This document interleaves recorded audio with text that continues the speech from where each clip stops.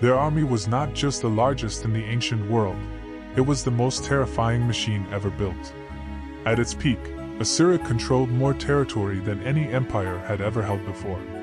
Their capital, Nineveh, was the largest city in the world, a monument to absolute power.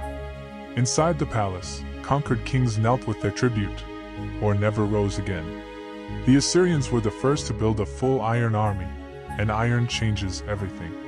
They did not just fight wars, they engineered them, with a professional army the world had never seen. When the Assyrian army appeared on the horizon, most cities did not even wait to fight. The Assyrians carved their atrocities into stone, because they wanted you to be afraid. Before every siege, Assyrian heralds read out exactly what would happen if the city refused to surrender. They used fear as a weapon, days of drumming, fire, and silence before a single arrow was fired. The siege tower and battering ram, the Assyrians perfected both into unstoppable machines. When the gates broke, the nightmare began, and the Assyrians had planned every second of it. They didn't just destroy cities, they processed them, like a machine processing raw material. They executed their prisoners in public, and made sure every passing merchant saw it. The news of what Assyria did to cities traveled across the ancient world faster than any army could march. Even the pharaohs of Egypt heard the news, and began calculating how much time they had. Those who submitted without fighting were allowed to keep their thrones, but not their freedom. The Assyrian army never stopped moving. It was the world's first fully supplied, fully professional fighting force. They solved a problem no army had solved before: how to feed and supply 50,000 men on the move. The Assyrians invented the cavalry archer, a revolution in warfare that would echo for 2,000 years. At Karkar, 12 kings united against Assyria, and Assyria still would not stop. The Assyrian chariot was not just a weapon, it was a symbol of divine terror on earth. The deportations, entire populations uprooted and relocated, this was Assyria's most powerful weapon of all. Move the Israelites to Babylon. Move the Babylonians to Israel. Erase the memory of home, and rebellion becomes impossible. In 722 BC, Sargon II erased the kingdom of Israel, and 27,000 people simply disappeared from history. These were not just statistics. They were farmers, fathers, mothers, children, all given a number and a direction. Sargon built his palace with the hands of the very people he had conquered, forced labor as architecture. Sennacherib did not stop at city walls. He built ramps to climb them, an engineering feat that stunned the ancient world. He surrounded Jerusalem with his entire army, and then, inexplicably, he left. When Sennacherib destroyed Babylon, even his own people were horrified. Some things were too sacred to touch. Assyria ran history's first empire-wide spy network. They knew about rebellions before the rebels did. The most feared king of the ancient world was also its greatest librarian. Ashurbanipal built the first real library in history. He collected the wisdom of the world, and then burned half of it himself on campaign. He did not just destroy cities, he desecrated the graves of their ancestors, so the dead could not protect the living. Ashurbanipal feasted in his garden, with the severed head of the Elamite king hanging from a tree branch nearby. Every kingdom they conquered became a pipeline of wealth flowing back to Nineveh, the richest city on earth. They crossed the Sinai desert with a full army, something no one believed was possible. For the first time in history, Egypt fell to the Assyrian war machine, which seemed unstoppable. But even the greatest empire in history is made of individual human beings, and they get tired too. They had conquered too much, and now 3 different fires were burning at the edges of their world simultaneously. When Ashurbanipal died, his empire had no strong air, and the wolves could smell it. In the south, Babylon rose.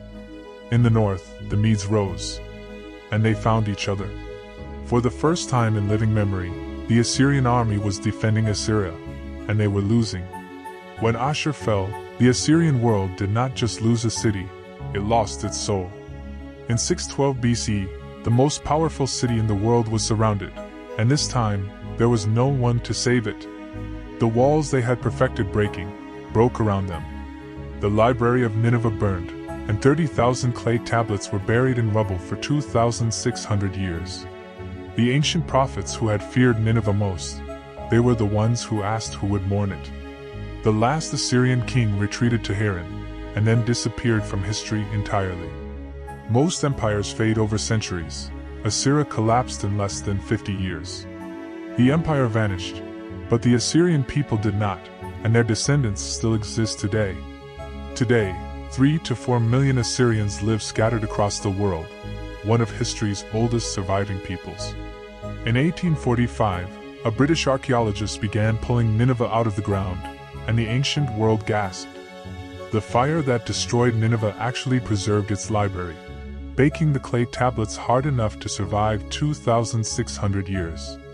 They understood something that modern strategists still teach, that one demonstrated act of terror can win 100 battles without fighting. They may have invented the telescope.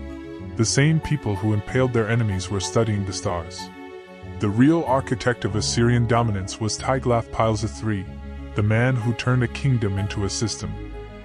Behind the war machine were women who ran households, managed estates, and kept the empire's daily life moving. Their palace walls were covered in 4K propaganda, stone reliefs telling exactly the story they wanted the world to believe. Every king claimed the god Ashur commanded each conquest, making terror into theology. Assyria appears in the Bible over 150 times, the most feared empire in human scripture.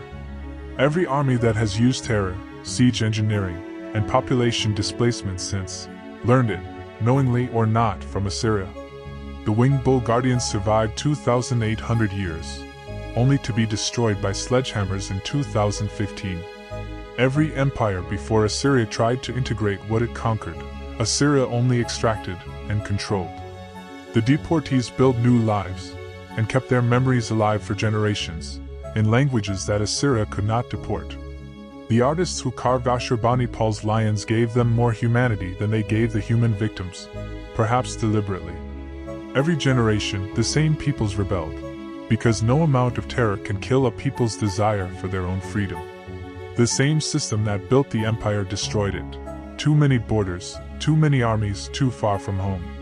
From the ruins of Assyria, the ancient world rebuilt itself, and the next great empires would learn every lesson. Cyrus the Great studied Assyria's methods, and built the opposite empire, one of the most respected in history. History does not let us choose only the parts we admire. Assyria gave the world both its libraries and its nightmares. Nineveh is still there, buried under the fields of modern Mosul, and archaeologists have excavated less than 10% of it.